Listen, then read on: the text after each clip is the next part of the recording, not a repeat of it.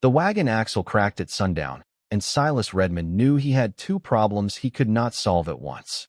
The first was the wheel, tilted like a drunk man against the ruts of the Wyoming road, the iron rims splayed and the spokes gone soft with dust. The second was the sound coming from inside the wagon bed behind him. It was not crying. Crying he could have borne. It was the deliberate, held-back silence of children who had learned, somewhere along the road that brought them here, that making noise cost more than it earned. He climbed down slow. His right knee had stopped forgiving him 3 winters back, and the ground came up harder than it used to. He set his hand flat against the broken hub and felt the heat of it, the way a man feels a fever in a horse. Then he turned around and looked at them. 5 of them. 2 boys, 3 girls, the oldest maybe 11 and the youngest small enough that Silas could have carried her under one arm without noticing the weight. They sat in a row against the sideboards where the freight agent from Cheyenne had lined them up that morning, and they had not moved from that line in 8 hours. Their eyes met his and did not flinch and did not beg. That was the part that cut him. A child who does not beg is a child who has already learned that begging does not work. "We'll fix the wheel in the morning," he said. "Whoever's hungry, raise a hand." Nobody raised a hand. "All right," he said. "Then everybody's hungry." He built a fire from sage and a length of split pine he kept lashed under the seat for exactly this kind of night. And he set the coffee pot on the stones and cut strips of salted pork into the pan. And while the fat rendered, he thought about the paperwork folded in his coat. The Cheyenne County clerk had handed him one child. A boy named Thomas Bell, 7 years old, sole survivor of a homestead fire outside Rock Springs, kin to Silas by a marriage 2 decades cold. Silas had ridden 4 days to claim him because there was nobody else, and because Silas Redmond was 53 years old and had buried a wife and a daughter and a way of living, and one boy sounded like a thing a man could still learn to hold. But when the clerk had walked him into the back room where the children were kept, Thomas Bell had been sitting on a bench between 4 other children, and when Silas said the boy's name, Thomas had reached out and taken the hand of the girl next to him, and the girl had taken the hand of the boy next to her, and down the line it had gone until all 5 of them were holding on like a chain of paper dolls somebody was fixing to tear. The clerk had said, "brisk and tired." The other 4 are being placed separately. Different wagons, different counties. Standard procedure. Silas had looked at that chain of hands and felt something old shift under his ribs. And then the smallest one, a girl of maybe 4 with a scab on her chin and hair the color of stove ash, had spoken up in a voice so clear it stopped the room. "You can't take just one of us, mister." She had said it like a fact, like she was telling him the sky was above and the ground was below. And the 4 older ones had said nothing because they did not need to. The smallest had said it for all of them. Silas had stood there for what the clerk later swore was a full minute. Then he had signed 5 names on paper meant for one, and paid a fee that came out of money he had been saving for a new roof, and walked out into the Cheyenne dusk leading 5 children he had no earthly idea how to feed. That had been this morning. Now the axle was cracked, the sun was gone, and the pork was hissing in the pan, and he was still trying to work out what he had done and whether he had the sense God gave a fence post. He wondered, while he stirred, where you might be listening from tonight. Whether you were in a kitchen with the light low, or a porch where the evening was just beginning to cool, or a chair where you have sat for a long time now. Wherever you are, pull it a little closer. This story has some road in it yet, and I would rather ride it with company than alone. The oldest boy was called Ezra. He came to the fire without being asked, sat on his heels the way a working man sits, and held out his hands to the heat. He did not speak. Silas passed him a tin plate with 2 strips of pork and a piece of hardtack, and Ezra took it and did not eat. He carried it back to the wagon, and Silas watched him break the pork into 5 pieces with his fingers, and give the largest piece to the smallest girl, and keep the smallest piece for himself. Then, and only then, did any of them begin to chew.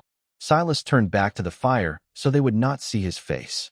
They slept that night under the wagon, all 5 of them curled around each other like a litter of something that had learned early that warmth was a thing you made together or not at all.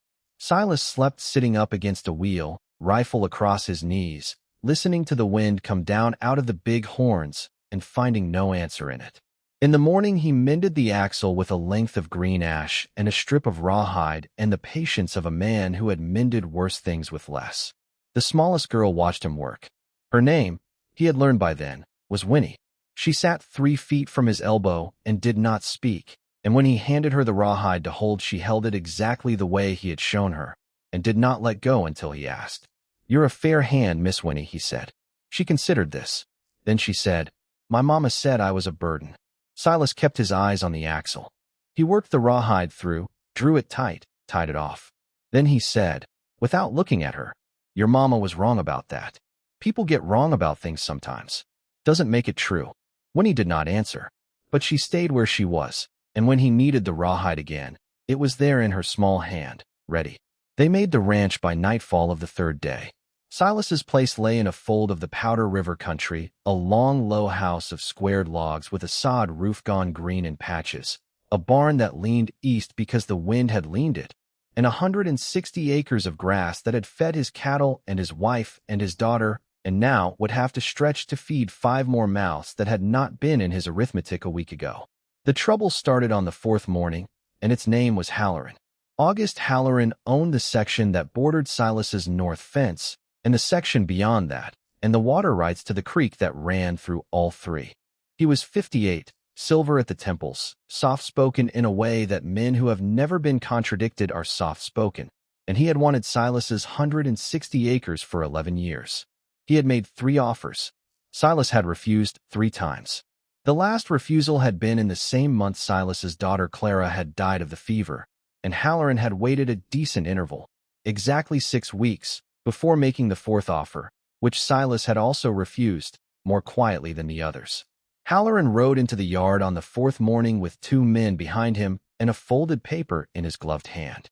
He looked at the children lined up on the porch, and Silas saw the small calculation move behind his eyes.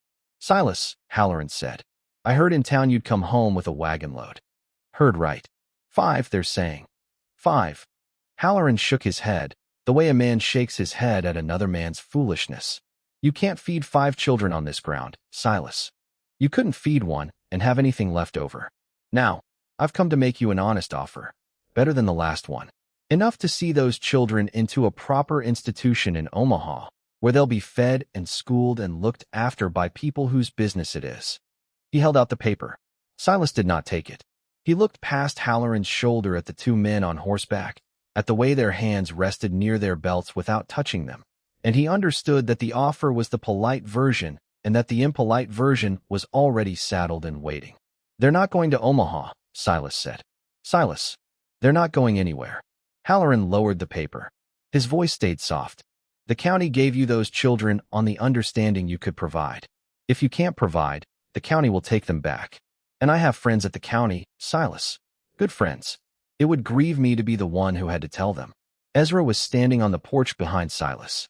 Silas did not turn to look at him, but he felt the boy's stillness like a hand on his back. He felt all 5 of them, the way you feel a herd behind you when you are riding point. "You do what you have to do, August," Silas said. "So will I." Halloran folded the paper. He looked at the children one more time, at Winnie in particular, and something passed across his face that was not cruelty and not kindness, but only accounting.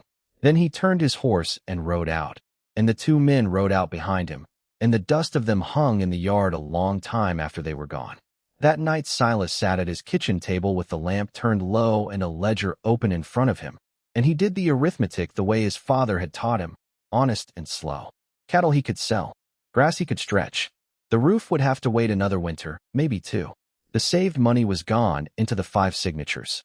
He had a rifle, a good horse, a broken plow he could mend, and 160 acres of Wyoming grass. And he had 5 children who had not asked to be his, and were his anyway. It would not be enough. Not by the arithmetic. But arithmetic had never been the whole of what a man was made from, and Silas had lived long enough to know it. He thought, sitting there with the lamp low, about what makes a person decide to keep something the world says they cannot afford, whether it is stubbornness, or love, or the plain refusal to hand a child to a stranger because the strangers have papers and the child does not. I would like to know what you think about that, honestly. What is the real reason a person takes on more than they can carry, and does it anyway? The blow came in the last week of August, when the grass was gold, and the cattle were fat, and the creek was low but running. Silas had ridden out at dawn to check the north pasture, and he had come back at noon to find his south fence cut in 3 places and 40 head of his cattle scattered across the sage from here to the county line. Ezra had seen the riders. 2 of them, he said, on gray horses, moving fast, cutting wire with tools they had brought for the purpose. He had not been close enough to see faces. He had been close enough to see the brand on one of the horses, and the brand was Halloran's. Silas listened to the boy report it the way you listen to a man twice his age. Then he saddled his horse and rode for the sheriff in Buffalo, 32 miles east, and by the time he got there the sheriff had already heard a different story, told first, told louder, told by August Halloran, in which Silas Redmond's cattle had drifted onto Halloran's grass and eaten it down to root, and Halloran was prepared to be reasonable, but the damages would need to be paid. The sheriff was a fair man, tired, out of his depth against money. He looked at Silas across the desk and said, "Silas, I know you, and I know August, and I know which of you is telling me the truth. But knowing and proving are different animals, and the second one costs money you haven't got." Silas rode home in the dark. Halfway back, he stopped his horse on a ridge and looked down at the lights of his own house, 5 windows glowing yellow against the black, and he understood that Halloran was not going to stop. Halloran was going to keep cutting fences and telling stories until Silas broke, and when Silas broke, the county would come for the children, and the children would go to Omaha, or to 5 different Omahas, and the chain of paper dolls would be torn. He thought about riding into Halloran's yard with the rifle. He thought about it for a long time, sitting there on the ridge with the horse shifting under him. Then he thought about Winnie holding the rawhide, and Ezra breaking the pork into 5 pieces, and he turned the horse and rode home the long way, and by the time he reached the yard he had a different plan, and it did not involve the rifle. It involved the ledger.